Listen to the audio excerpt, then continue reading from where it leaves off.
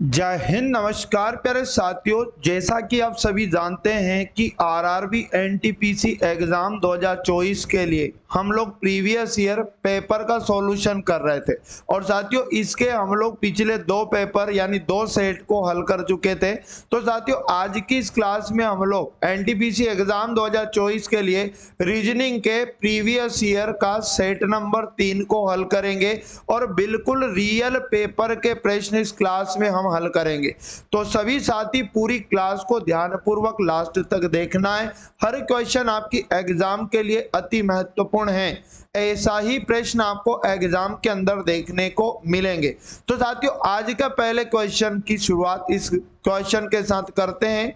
आपको भी right answer comment box के अंदर बताना है। तो आज का पहला क्वेश्चन हमारे पास है, दिए गए विकल्पों में से वह संख्या चुने जो दी गई सीरीज में प्रश्न चिन्ह के स्थान पर आ सकती है। एक सीरीज हमारे पास है जिसका पहला पद 8, दूसरा पद 27, फिर 64 लिखा, उसके बाद में 125 लिखा, फिर 216 लिखा। आगे क्या आएगा साथियों? यहाँ पर 8 लिखा तो हम समझते हैं कि 2 का क्यूब 8 होता है। और साथियों फिर 27 लिखा तो 3 का क्यूब 27 होता है। और साथियों 4 का क्यूब 64 होता है। अगर बात करें 5 का क्यूब तो 125 होता है। और 6 का क्यूब कितना होता है दोस्तों? 216 होता है।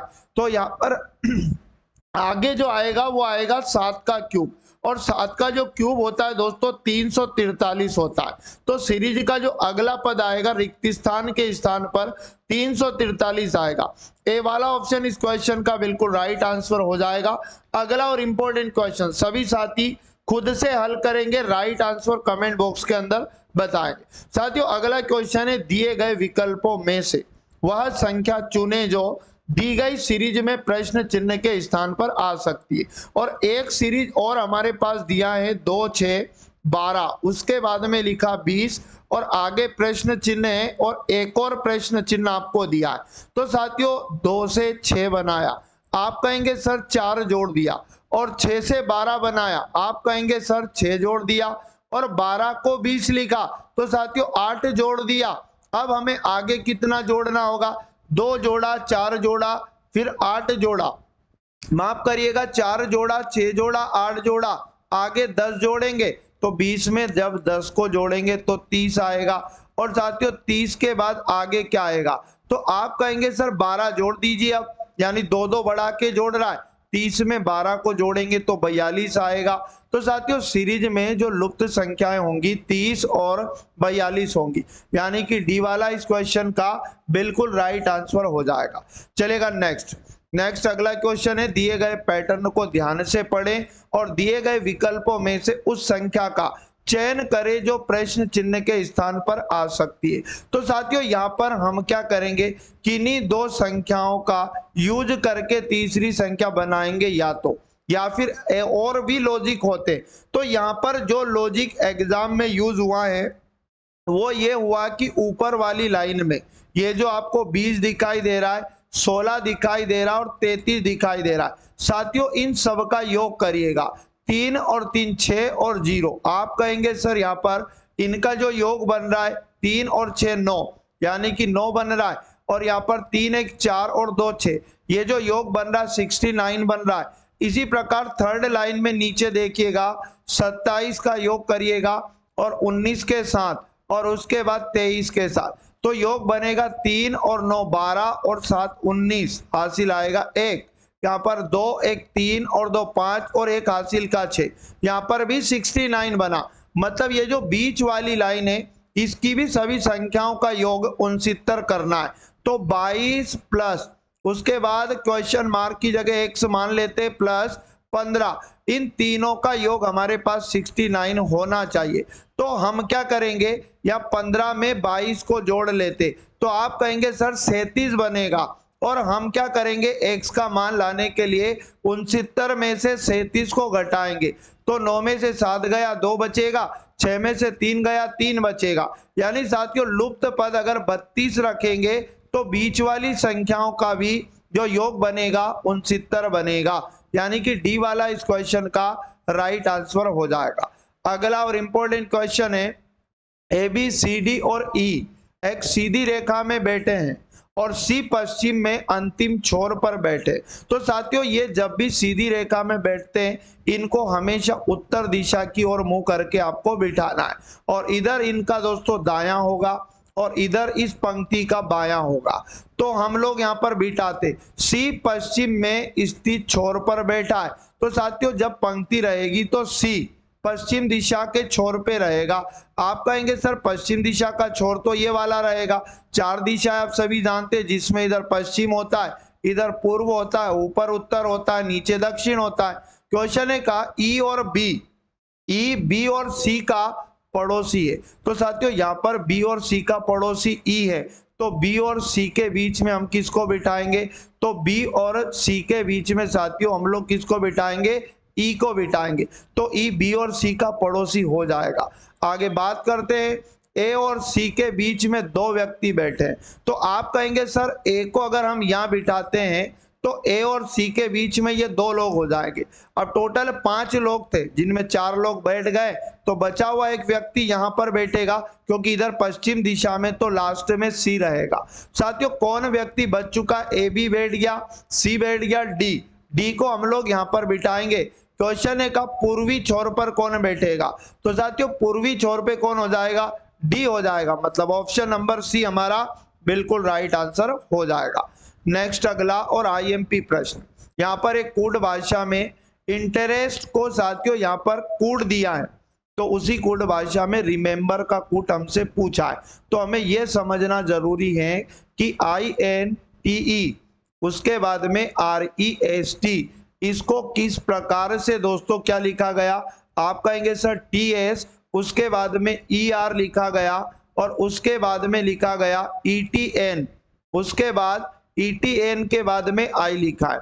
इसी प्रकार से हमें रिमेंबर को भी लिखना है, RE, उसके बाद ME, उसके बाद M, उसके बाद B और ER। तो साथियों देखो यहाँ पर जो शब्द पहले दिया है, इसके आगे के शब्दों को पीछे से लिखता हुआ वापस आगे आया, मतलब इस शब्द को बस उल्टा कर दिया। आगे से पीछे लिखा था तो इसको पीछे से आगे की ओर वापस लिख दिया। तो यहाँ पर भी रिमेंबर को लिखेंगे तो फर्स्ट वाला लास्ट में, फिर उसके बाद वाला आगे की साइड, फिर यहाँ पर M आएगा, उसके बाद E आएगा, उसके बाद M आएगा, यहाँ पर B आएगा और यहाँ पर E आएगा और साथियों यहाँ पर R आएगा। तो यहाँ पर आपका ऑप्शन कौन सा हो जाएगा? RE, उसके बाद BM, यानी साथियों डी वाला ऑप्शन देखिएगा, इसका बिल्कुल राइट आंसर आ जाएगा। चलेगा अगला और इंपॉर्टेंट क्वेश्चन है दोस्तों, यहाँ पर आपके सामने IMP प्रश्न है। उस विकल्प को चुने जिसमें युग्म के शब्दों के बीच वही संबंध है जो दिए गए युग्म के शब्दों के बीच है। जैसे यहाँ पर क्वेश्चन है कहा केट को म्याऊ लिखा जाता है।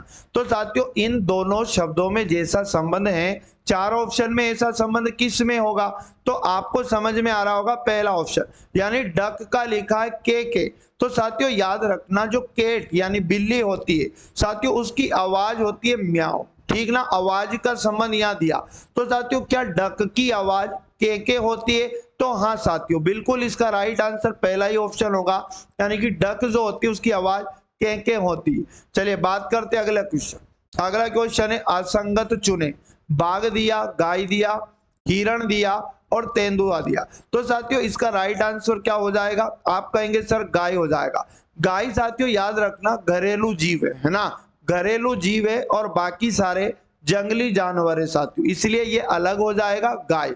आगे बढ़ते हैं अगला क्वेश्चन, उस संख्या का चयन करें जो शेष संख्याओं से भिन्न है। 4 ऑप्शन में 3 संख्या एक समान है और एक अलग है। तो हम पहले ऑप्शन को चेक करते, तो यहाँ पर सम विषम का तो संबंध नहीं हो सकता, क्योंकि 2 संख्याएं सम है और 2 संख्याएं विषम है। तो हम इनके अंकों का योग करते, जैसे 5 + 2 और प्लस, उसके बाद में लिखा 6 + 3 + 7, इनका योग करेंगे 7 3 10, 6 16, 2 18, 5 23, योग कितना बना? 23 बना। बी वाले ऑप्शन के अंकों का योग करेंगे तो 6 + 3 + 7, उसके बाद में 5, आगे लिखा है 4। तो यहाँ पर 5 में 4 जोड़ा 9, 7 16, 3 19 और 19 में 6 जोड़ेंगे, आप कहेंगे सर 25 योग बनेगा। सी वाला ऑप्शन चेक करेंगे, 7 + 2 प्लस 5, उसके बाद में लिखा 6 प्लस 3। तो अंकों का योग कितना बन रहा है? 6 3 9 5 14, 14 2 16, 16 7 कितना हो जाएगा? तो आप कहेंगे सर यहाँ भी 23 हो जाएगा। और डी वाला ऑप्शन अगर जोड़ेंगे तो 5 प्लस 6 प्लस 3 दिया है प्लस 7 दिया है प्लस 2 दिया है, तो अंकों का योग यहाँ भी जोड़ेंगे, 7 में 2 जोड़ा 9, 3 12, 12 6 18 और 18 5 कितना हो जाएगा? 23 हो जाएगा। तो 3 ऑप्शन ऐसे हैं जिनके अंकों का योग 23 है और एक ऑप्शन ऐसा है जिसके अंकों का योग 25 है। तो बी वाला ऑप्शन यहाँ पर क्या होगा? अलग हो जाएगा, भिन्न हो जाएगा। तो जिन भी साथियों का बी ऑप्शन आया बिल्कुल राइट आंसर हो जाएगा। अगला, नीचे दिए गए आरेख में कितने हॉकी खिलाड़ी जो फुटबॉल खेलते हैं? साथियों हॉकी खिलाड़ी होने चाहिए और फुटबॉल खेलने वाले होने चाहिए। अब क्रिकेट ना खेलना या खेलना यहाँ पर बोला नहीं है, तो क्रिकेट को नहीं देखना, बस हॉकी वाले डायग्राम में कॉमन और फुटबॉल वाले में कॉमन। तो साथियों 35 तो बस फुटबॉल में है इसलिए ये नहीं होगा, 42 आपका हॉकी में नहीं है, ये भी नहीं होगा। तो साथियों आप देखिएगा, एक तो 22 और एक 19 ऐसी दो संख्याएं हैं जो फुटबॉल में भी कॉमन है और हॉकी में भी है, और क्रिकेट में कॉमन नहीं होना यहाँ पर बोला नहीं था। तो हम क्या करेंगे, 22 खिलाड़ी और 19 खिलाड़ी ऐसे हैं जो आपका फुटबॉल भी खेलते हैं और हॉकी भी खेलते हैं। तो साथियों टोटल 41 ऐसे खिलाड़ी बनेंगे जो फुटबॉल भी खेलते हैं और हॉकी भी खेलते हैं। तो सी वाला इस प्रश्न का क्या होगा? बिल्कुल राइट आंसर हो जाएगा। अगला और इंपॉर्टेंट क्वेश्चन, परीक्षा में सफलता का कारण नियमितता है, कथन ने कहा। दूसरा कथन है कुछ अनियमित छात्र परीक्षाओं में उत्तीर्ण होते हैं, कुछ होते हैं। अब यहाँ पर दो निष्कर्ष दिए हैं, तो प्रश्न मतलब कथन के अनुसार कौन सा निष्कर्ष सही हो जाएगा ये हमें बताना।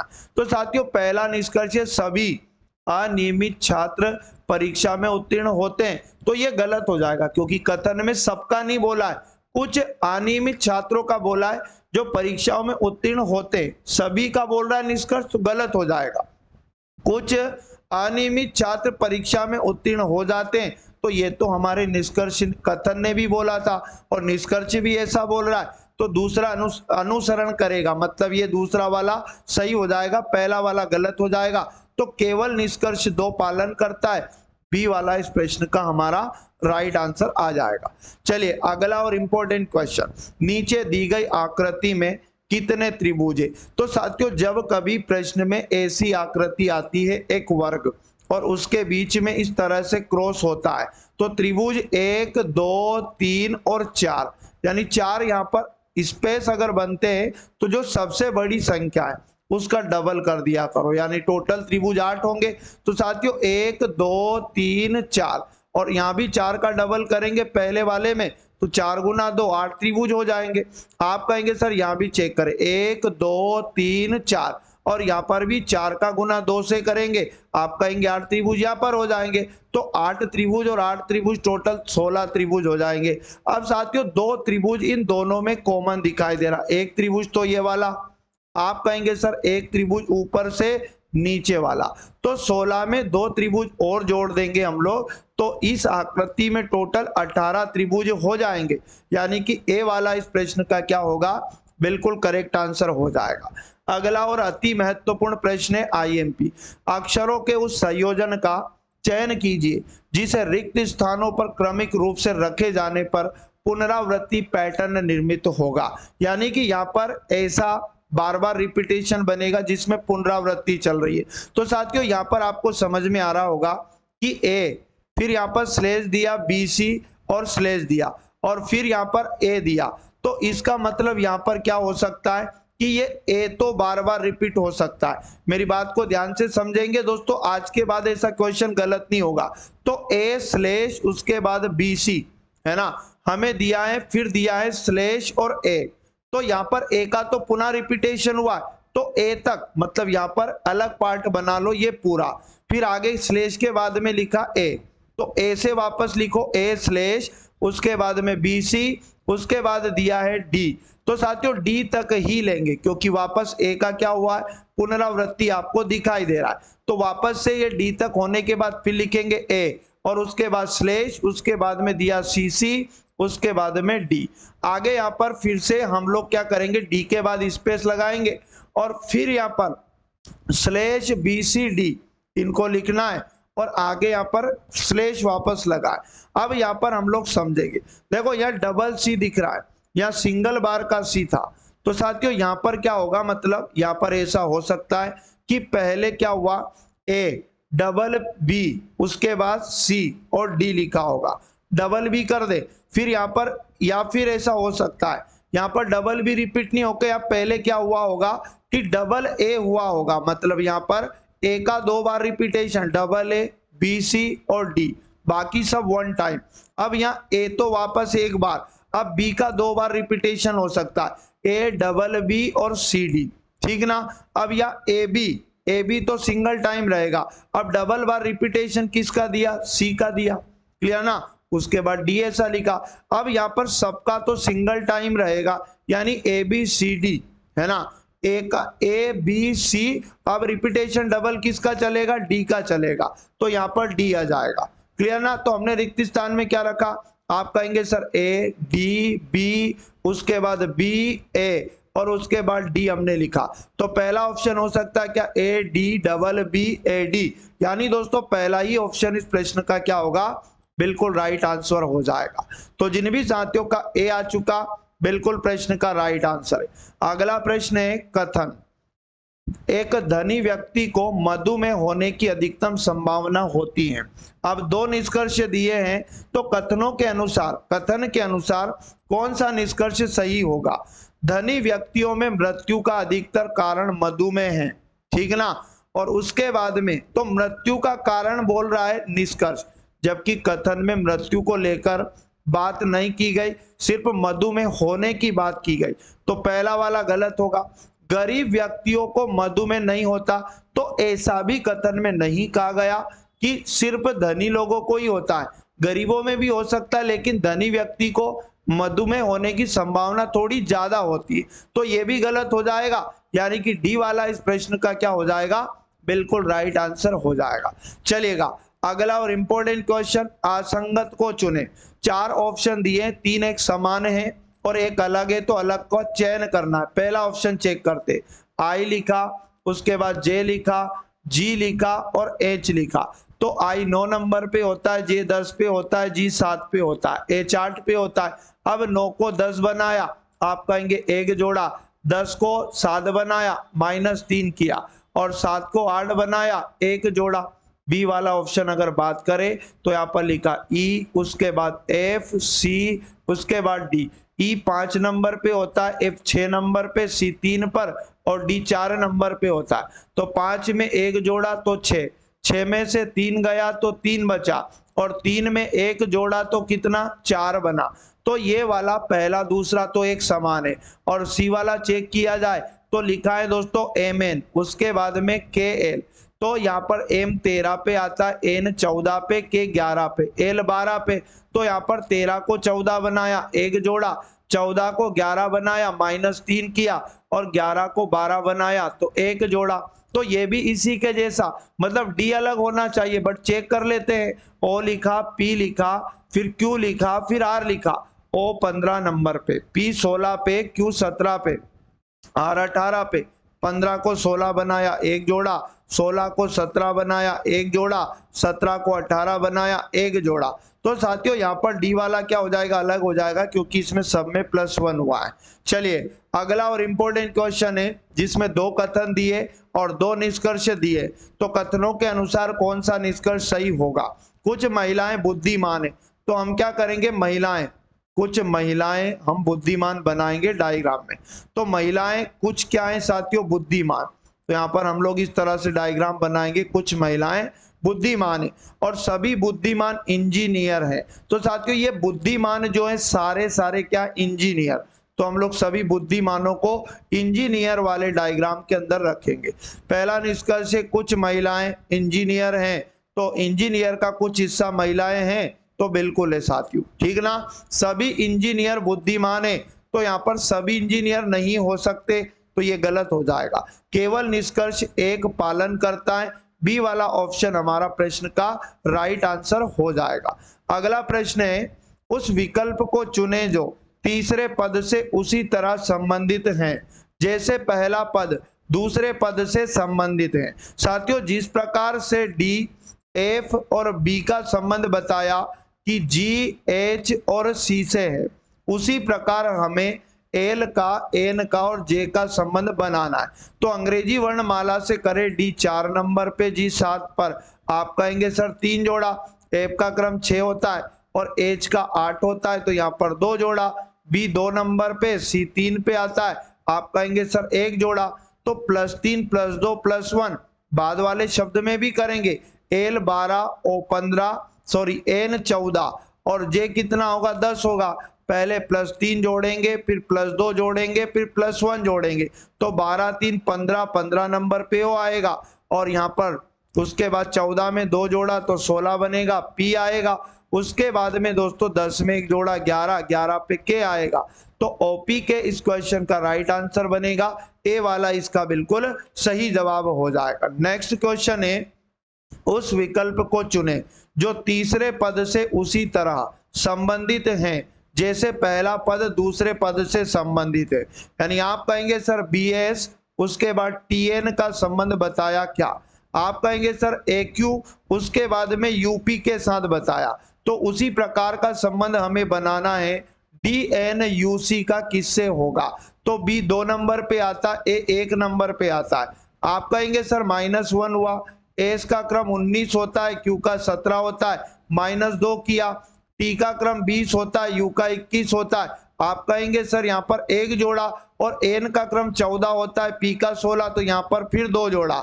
अब यही संबंध इसी प्रकार का हम क्या करेंगे दोस्तों, डीएन यूसी के साथ बनाएंगे।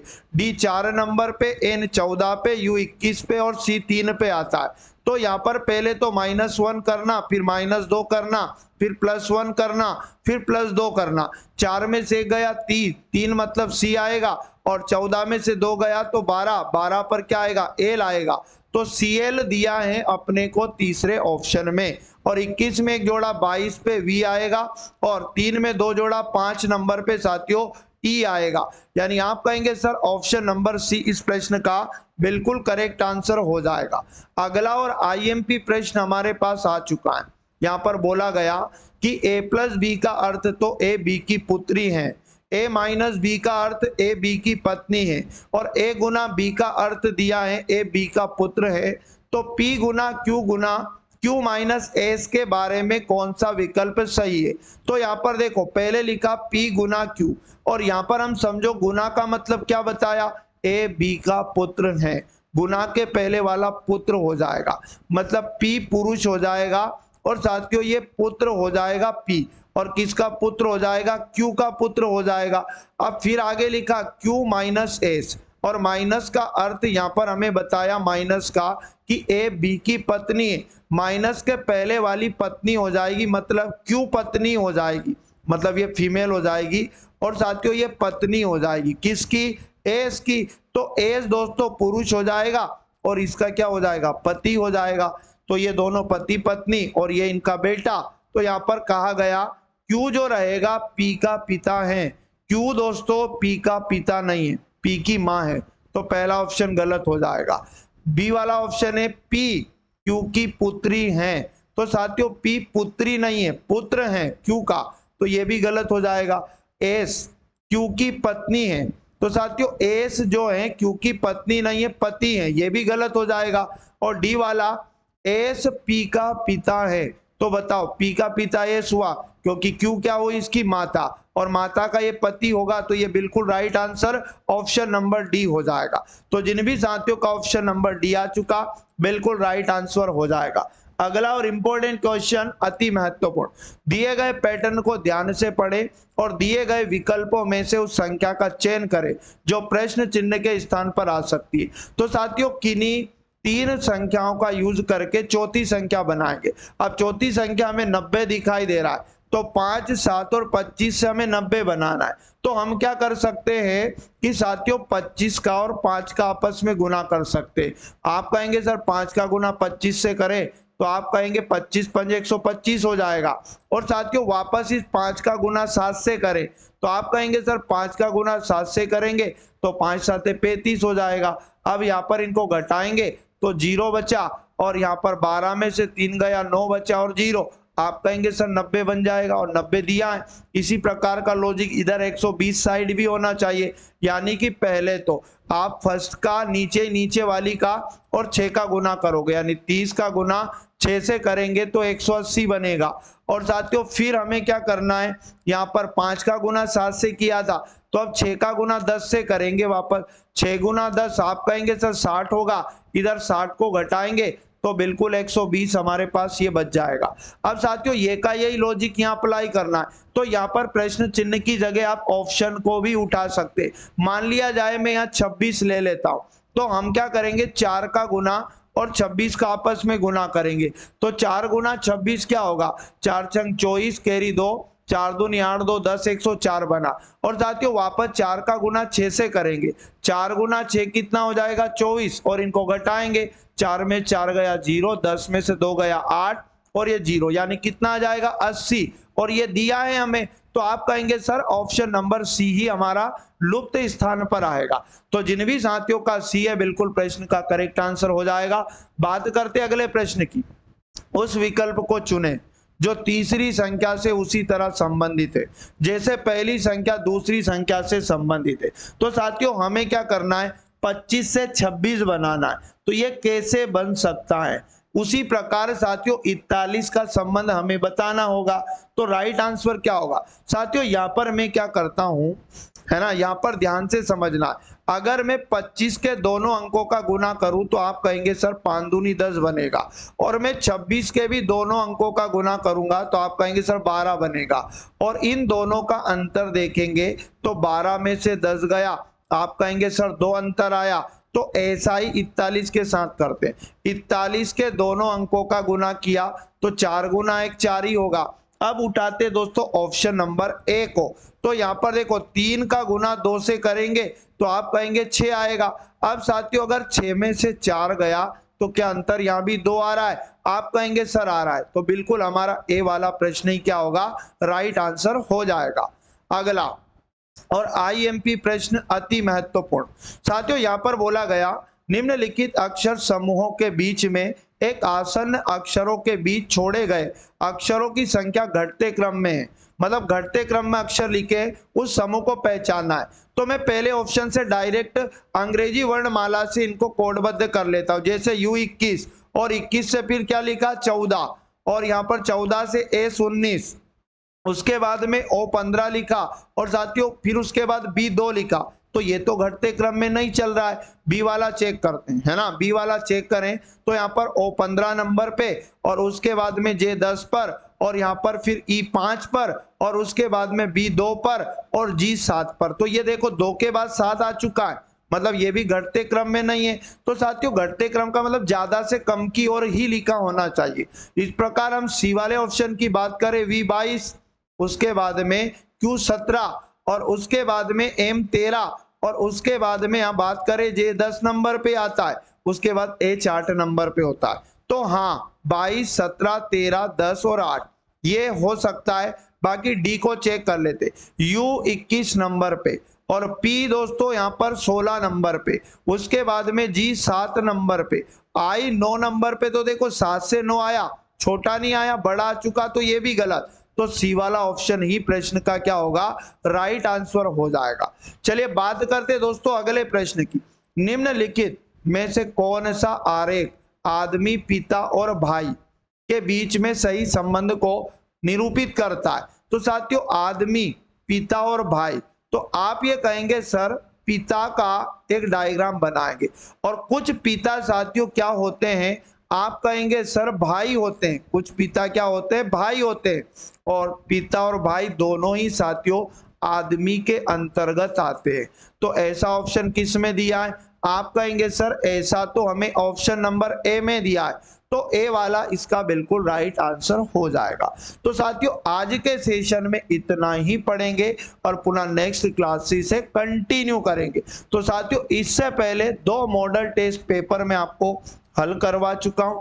अगर पिछले पार्ट आपने नहीं देखे तो चैनल पर विजिट करके पिछले पार्ट को भी आप जरूर देख ले। और चैनल पर अगर आप पहली बार विजिट कर रहे हैं तो चैनल को सब्सक्राइब करें और बेल आइकन को ऑन कर ले में, जिससे कि क्लास का नोटिफिकेशन मिलता रहेगा। और जिन साथियों ने क्लास को लाइक नहीं किया, अपने दोस्तों तक शेयर नहीं किया, प्लीज क्लास को लाइक और शेयर जरूर कर दें। और साथियों रोजाना क्लास के साथ बने रहें। यकीन मानिएगा previous year math, reasoning, GK, GS सब कुछ आपको हल करवाया जाएगा। तो साथियों मिलेंगे पुनः नेक्स्ट पार्ट में। तब तक सभी साथी पढ़ते रहें, मस्त रहें और स्वस्थ रहें। जय हिंद, जय भारत, वंदे मातरम।